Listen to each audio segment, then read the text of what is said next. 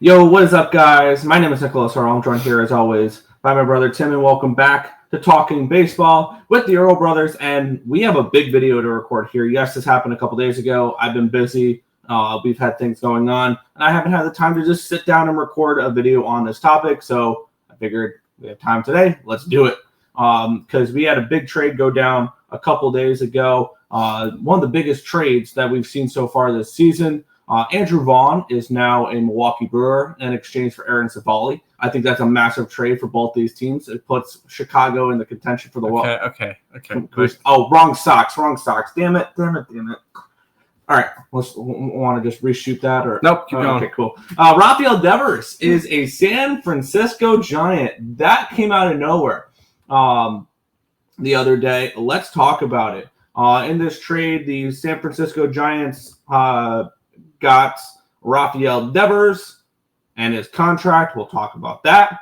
In exchange for left-handed pitcher Kyle Harrison, right-handed pitcher Jordan Hicks, outfield prospect James Tibbs III, and right-handed pitcher Jose Bayo, which the last two are minor league guys. I believe Jose Bayo is throwing low-A reliever or high-A reliever right now. He's nothing. He's an absolute flyer. And James Tibbs was the first-round pick of the San Francisco Giants last draft out of Florida State. So both those guys, really, we don't have too much to go over. For starters, do you want to talk about the Giants side first, or do you want to talk about the Red Sox side first? I think we start with the Giants. I think we start with the Giants because the Red Sox is a little bit more meaty. Yeah. I think this was a no-brainer move for the San Francisco Giants. Yeah. This has been a team that's been out trying to look for that top guy, for that superstar to give money to. Obviously, they fell apart with Carlos Correa and Aaron Judge, and I believe they were in on a couple other guys. Ohtani they were in on. They were in on Soto. They were in on Vladdy. And they just couldn't get anybody. Nobody wants to go there. So when nobody wants to sign with you, what do? You trade for it. And that's exactly what they did with this move here. And after Rafael Devers started the year, 0 for 19 with 15 strikeouts? Yeah, he's been absolutely insane. He's been a top 5 hitter in baseball since then. Yep. He was going to run away with the starting DH role for the American League for the All-Star game. Now that's probably going to be Brian O'Hearn. Mm-hmm. So I thought that was an interesting wrinkle on this as well. This is a no-brainer because another stat I think that will be kind of eye-opening, especially with how good this Giants team has been over the years. They won all those 3 World Series. The last time they had a 30-home run hitter, Barry Bonds in 2004. What? Those teams with Crawford and with Posey and with all – those were pitching dominant teams. Yes, they were. And San Fran's a very tough place to hit. I think Devers can hit 30 home runs in his sleep, though, even in Oracle Park there in San Francisco. The Giants got that stud player that's going to really complement that lineup really well with Adames, with Chapman when he comes back, with Jung-Ho Lee. This makes the Giants a very, very dangerous team the next couple of years because Buster Posey is doing a really good job there in San Fran. And you look at it, they didn't give up the most amount. I mean, are they? Are the Giants really going to feel the loss of Kyle Harrison? Nope. Of Jordan Hicks, or if they're two guys? No, they're not. I don't think so at all. Even if James Tibbs becomes an all-star level, I think that's a little outfielder. Yeah, I don't think that happens. No. But if it does, I still don't think they care because they got their guy. Now they are covering the last 8 years, $250 million on this contract. Which we'll talk about the other one. Other contracts are part of this trade as well on the Red Sox side because the Red Sox did pick up some salary there after dumping Devers with Jordan Hicks. So we will talk about there. I think this is a great move on the side of the San Francisco Giants. I think you can say this is a good move on both sides, and we'll talk about the Red Sox side in a minute. But for me, I love this. I love this move for the Giants, and it makes the National League even deeper. I think it makes the Giants a at-large chance at winning the division. Yeah. With how the Dodgers have been this year so far, honestly, I could see it because this is a Dodgers team that just needed another bat. And Giants. Sorry, what did I say? Dodgers. Yes. Giants team that's needed a couple more bats. And I think this is definitely going to help. This is a Giants team that, as we're recording this, is 3.5 games back of the division. the Dodgers have kind of opened it up again. That's now a 3.5 game lead for them. But no, this is a great move. You're not really giving up a whole lot. You are eating his contract, but who cares? If you're the Giants, you got a cornerstone DH for the next 8 years.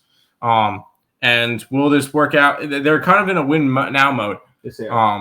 And if they make the playoffs, if they make the DS, if they make the CS, then I think this is worth it. Nothing but good for the Giants side, but that's kind of obvious. Yeah. The Red Sox side is a little bit more interesting of it. And the last thing I'll mention on the Giants side, a great job that they did. They were able to pull off this move without giving up Bryce Eldridge. They were never going to. Here's the thing, though.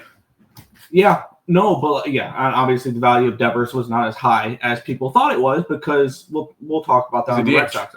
Yeah, he's been relegated to a DH. Let's talk about the Red Sox side of the trade here. They received left-handed pitcher Kyle Harrison, which has control. He's pre-arb at the moment. He's only making $760,000 this year. The one player that was kind of interesting in this trade for me that kind of had me scratching my head was Jordan Hicks, who in 2024 signed a 4-year, $44 million contract that has a potential value of $52 million with bonuses. So he has a remaining. He's going to make. He's making $12 million per year from 2025 to 2027 because the signing bonus bumped it up. All right. So the Red Sox will be held for the last 2 years of his contract. Basically, they'll be picking up $24 million on his contract here. Maybe he's a change of scenery guy. Maybe. Because he has really struggled so far. He's been back and forth between the bullpen and a starting role for the Giants. I feel like the bullpen is probably where he'll be better personally long-term because he is somebody who I believe lacks control a little bit and things along those lines, which I think makes it very difficult to consider him a long-term starter. But at the end of the day, I feel like he was somebody that the Giants threw in this trade to dump that money a little bit because he's not been particularly great. And if you're the Red Sox and if you want to make him a starter and he becomes a decent $12 million for a 5-starter ain't bad. Unfortunately, though, he does have a 6 ERA. Kyle Harrison's already been optioned to AAA, but I don't think that's going to last long. That's not going to last long. He's a 23-year-old left-hander. He was one of the top pitching prospects on the Giants for the Giants system for years. And I believe for about a year or so, he was the top left-handed pitching prospect in baseball. I think he has a ton of what do you call it? Potential. I think this is the piece of the trade that could be where the Red Sox you can never have too much starting pitching. You can't. And with Kyle Harrison, keep in mind he's 23 years old. Yeah, he's gonna be good. And when you think about 23-year-olds, some of them are playing in Omaha right now. Mm-hmm. And he's already pitched a full year in the major leagues.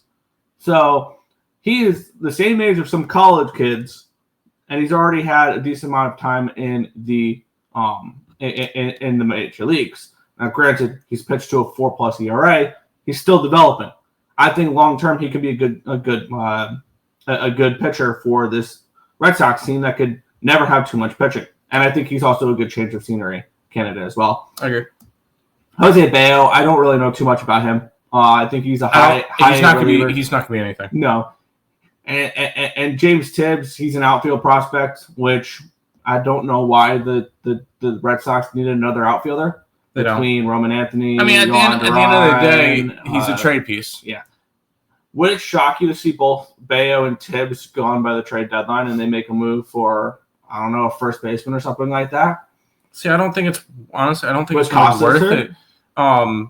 It's just I don't feel like it's anything that anybody wants. Tibbs, yes. Tibbs could be a possible piece that gets traded, but Bayo, it's stupid. Like I don't understand that part of the deal. Now, can I be eating my words in 2 years if he's up and one of the better relievers in baseball? No, I could.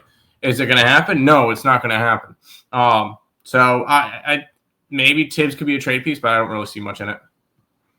I like the I want to give a different argument for because I know you've kind of mentioned all the stuff, big meaty part of it. I want to mention something before you mention it. I think this trade was great for the Red Sox.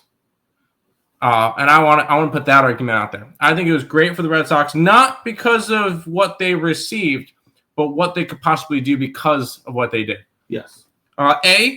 The GM of the Red Sox did not sign Devers. No, he did not like Devers. That was not a Breslow move. That was a Heinblum move. And and Breslow did not like him. No, he didn't. That's clear and obvious. Yes. Now, what's a possible player that could opt out after this year? Bregman. Oh, here we go. Guess who has a shit ton of money now? The Red Sox do, because they just dumped his contract. Guess where that's going to go? Right to Alex Bregman. And that could be your Alex Bregman 5 for $250. 5 for $250 is a little much. No, it's not. The way he's playing this year before he got hurt, granted, yes, he is hurt right now, but the way that he was playing before he got hurt, no, I definitely think he's worth it. And right now he's going to have a $40 million opt out.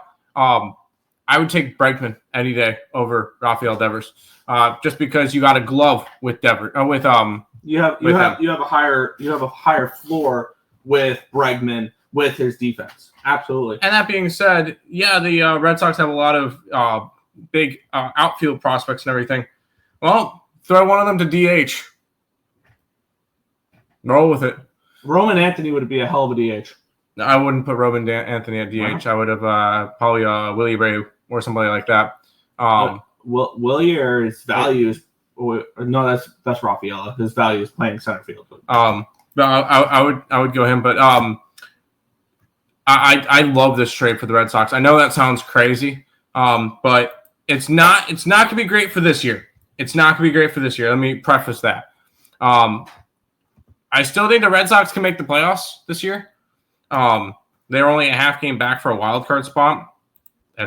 They're not. They were on a nice little run. They just got shut out last night as we're recording this. Mm-hmm. They're currently tied with Cleveland, but they're a half game behind Seattle and 2 games behind. Wish they play Seattle this week. They're playing Seattle right now. They just got shut out by them. But this is the Red Sox team that I still think can make the playoffs. I think this is going to be better than in the future. And another angle of this is, could this potentially be addition by subtraction, getting rid of a potential locker room cancer? Although nobody really mentioned anything with that. With Devers, who didn't want to play. I get it. Devers is not a good defensive player. That's an understatement, because he was one of the worst in baseball. He was the worst statistical or second worst statistical over the last 5 years in terms of defensive runs saved. He was awful. I don't know who was bottom. I don't know who was last, but Rafael Devers was second to last, and he was like minus 90 run differential. Granted, can players have really good careers and have awful defense stats and make the Hall of Fame? Yeah, look at Derek Jeter, but that's not the point. Yeah. But no, Devers is a great player. I just think this is more of what San Fran needs than what Boston needs. You see what he's already doing in San Fran, right? Oh, yeah. He already said he was going to play wherever he needs to. He's taking grounders at first base. Yeah, exactly. I'm telling you right now, he's going to start at first base this weekend against the Red Sox. Yep. Because what do the Giants need right now? They need a first baseman. Yep. They needed a first baseman. Yep. Here's the crazy, because I believe that's for the Red Sox. Which is crazy that Devers wouldn't play first base with the Red Sox, because currently somebody getting a lot of reps at first base for the Red Sox right now. New York Mets legend Dominic Smith. For the Giants. Wait, he's on the Giants? Yeah. Shocker. Dom Smith on the Giants. All the ex-Mets go to the Giants. Yeah, no, that's why he replaced some other guy that was really underperforming. I don't remember his name. Oh, Lamont Wade. Lamont Wade, thank you. That makes a lot of sense, because they just DFA'd Lamont Wade as well. So yeah, that's the breakdown for this trade. I feel like overall it could be a win on both sides. I understand why Red Sox fans are mad. I absolutely do. But I would be even more pissed if they don't do anything with this money. Yep. And one thing that I saw jokes about is the Red Sox traded away Devers because Liverpool needed a midfielder. When there's the same owner for both those teams. It is. So, and they're looking at another, I don't know, defenseman or something. I don't know positions in soccer, but they're looking at another guy in the transfer contract window is open or whatever in soccer right now or something like that. God, please stop. But would you be surprised if there's a conflict of interest here? No. Yeah. No, I would not. So that's the full breakdown for Rafael Devers trade to the Giants for Kyle Harrison, Jordan Hicks, James Tibbs III, and Jose Bayo. Anything you would want to, anything else you want to mention before we head on everything? No, I still think Red Sox make the playoffs. There you go. All right. That's going to do it for this one. I want to thank you guys as always for watching. Be sure to hit that thumbs up button. Subscribe to the channel if you guys have not already. Let us know in the comment section down below. What's your thoughts on this trade? Do you think the Red Sox did good in this trade? Do you think the Giants did good in this trade? Do you think they both did good in this trade? Do you think nobody did good in this trade? Let us know down in the comment section below. But we'll catch you guys in the next video. Thank you, everyone.